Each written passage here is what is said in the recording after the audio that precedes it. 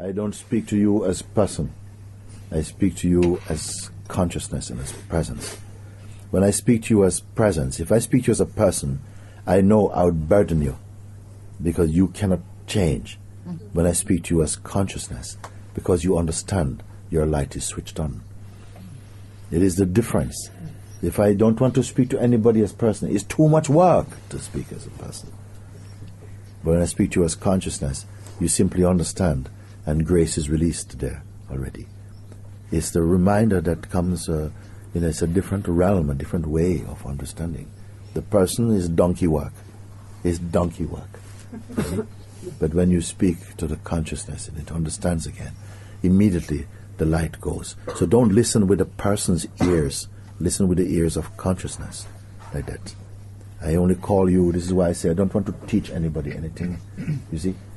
And we're just opening the curtain, you see.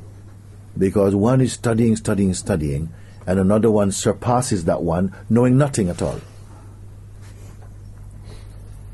You see? So I am happy that you speak like that and you say, yeah, because it feels like I am powerless, But you as what is powerless? You see?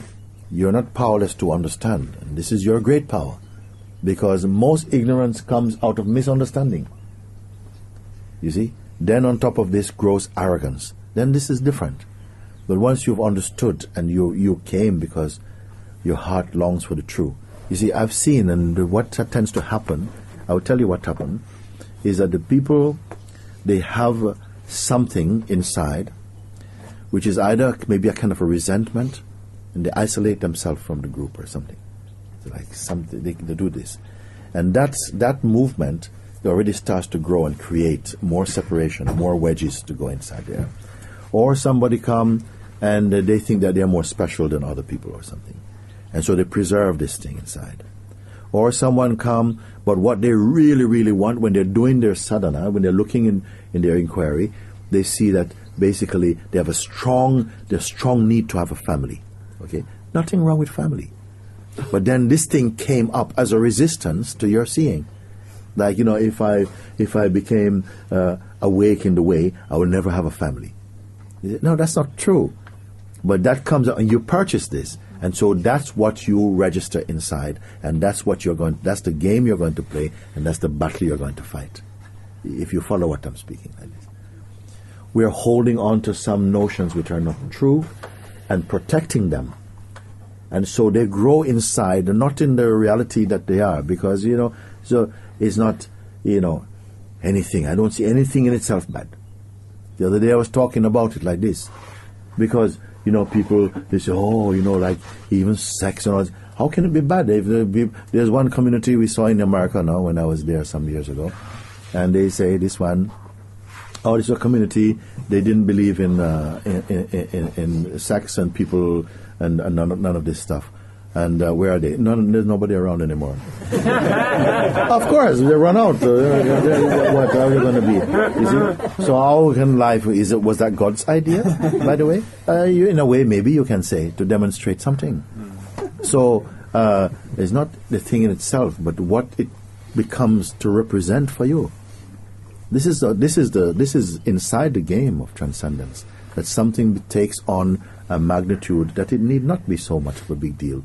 And that grows. So in a way we cultivate that. So how do you uncultivate that? Through understanding and somehow through recognizing again. Sometimes things get exposed, and right there something begins to depart from it. It starts to lose its power. Meaning that you're not feeding it. You're not protecting. When you protect, you feed. Because this seed grows even when you sleep. But the moment you are again clear, immediately you are set free. Not, okay, if you keep this up for another 6 months. No, immediately as you drop it, you are in freedom. This is the power of true sadhana that arises through understanding. You see, not through, I do, keep do. Yes, that's also part of something. So I don't feel that it is to watch for a kind of complacency. Because these forces, they gather around you, and they collect a lot of dust. You see? So just be aware of this. Yeah, not panic. Oh my God, I've got to look for the devil. No. If you pay attention to my central pointing, which in every sentence it is there, stay as the self. Then I don't have to give you, 2, 3 more medicine. I like it in India when I see one medicine for everything. I love this type of medicine. It's not true in that way. I know it's not true. Okay, but I like the concept, and I like this feeling. One medicine for everything. This is true. Stay as the self. Once you understand what it means, there's many people that don't know what it means. Stay as the self, just think stay as your ego, basically. Once you've understood this in your heart, then you don't have to go and pick up techniques and strategies and all this. Somehow you stay as a self, and somehow you see immediately this thing is an illusion. You see that was just an illusion developing into a delusion. That's all you see. And it's finished. It's finished. Right there, it's finished. Why? Because it never really started, It's only got a kickstart because you believe in it. Many of you know this now, that many things you see, when you actually look at them, they don't exist actually. It's just somehow you have created a relationship with a certain kind of thought, and it began to solidify through the power of your interest and your identity. That is all that happened.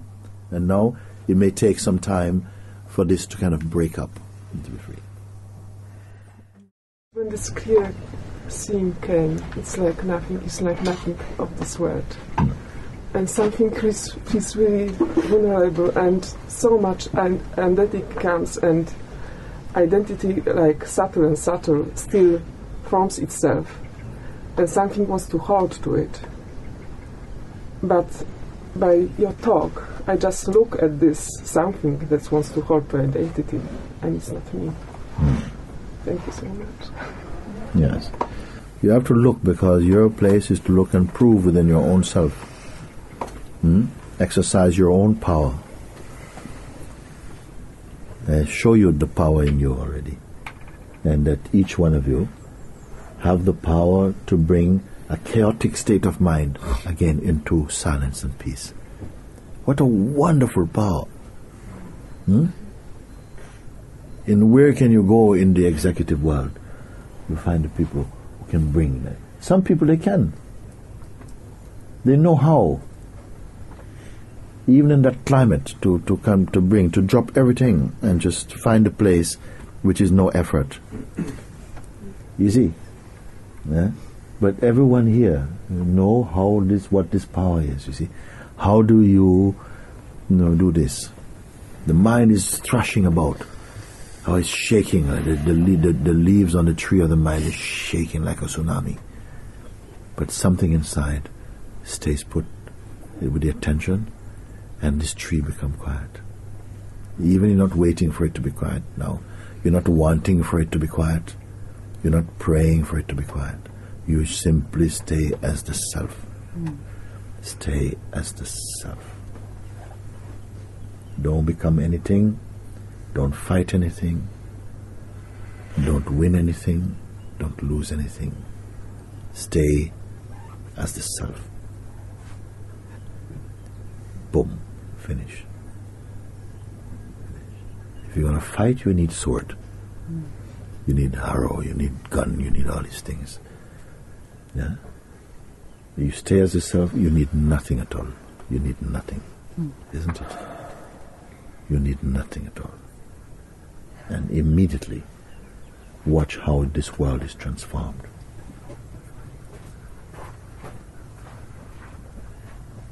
Because the world is nothing other than the reflection of your own psyche.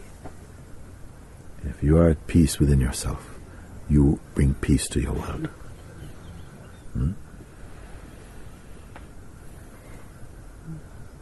I don't know what human being can change this planet with their action.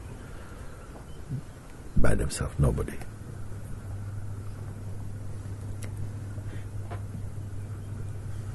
But when you are free, it sends a signal in the human kingdom. It is possible. Understand?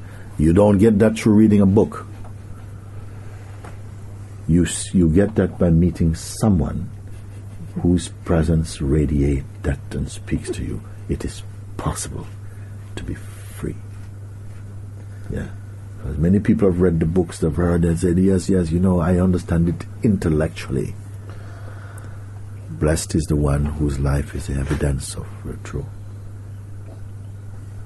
You see? And you are this true.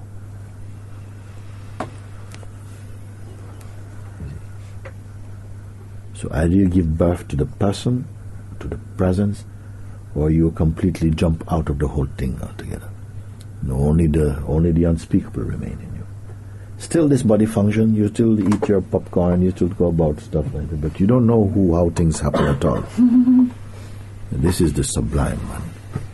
You are not one who is steering life, guiding life, controlling life, not at all. You are one with the unfolding stream.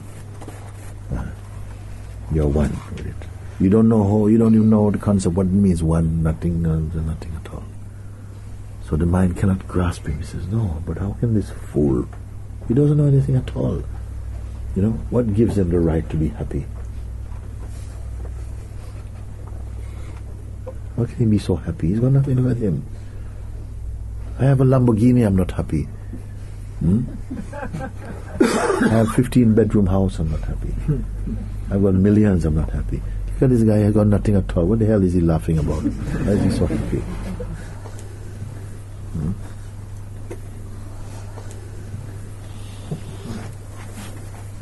Thank you.